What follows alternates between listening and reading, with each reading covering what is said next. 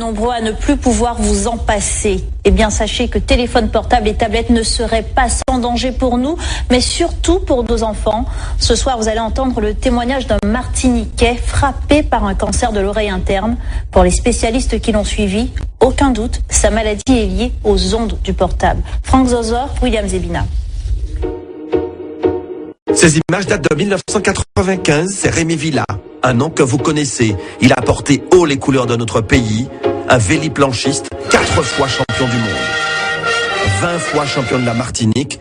Mais ce que l'on sait moins, c'est qu'il a été touché il y a quelques années par un cancer, une tumeur à l'oreille interne.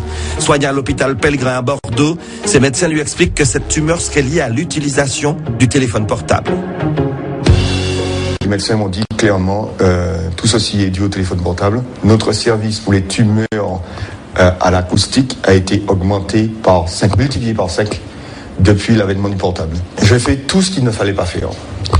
Dormir avec un téléphone à côté de ma tête, à 30 cm de ma tête. Chose à ne jamais faire. Donc il faut éteindre impérativement son téléphone portable quand il est dans une chambre ou le laisser à l'extérieur. Deuxième chose, je téléphonais tout le temps en voiture parce que j'étais agent de fabrique. Donc le seul moment où je pouvais téléphoner, c'était en voiture. Donc j'avais un kit main libre, certes, mais toutes les ondes étaient dans la voiture. Et à Bordeaux, les spécialistes lui ont expliqué comment les ondes magnétiques du portable agissaient sur l'oreille interne. Vous avez dû pu contraster par vous-même que quand vous téléphonez longtemps, votre oreille chauffe. Et bien ça, qu'est-ce que ça fait? Ça simplement cuit votre oreille.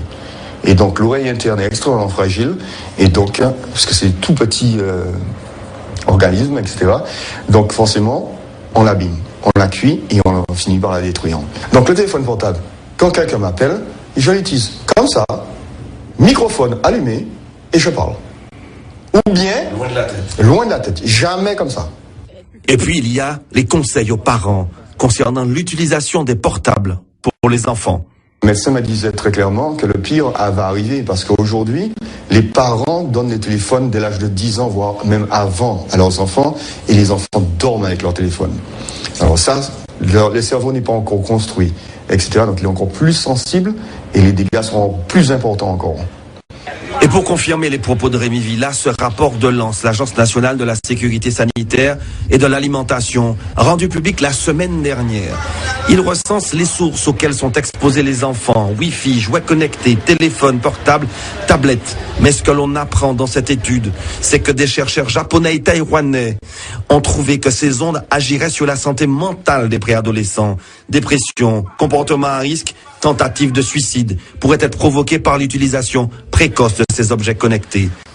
Et enfin, dernier conseil de Rémi Villa, évitez les portables dans les poches. Les ondes affectent également les organes génitaux.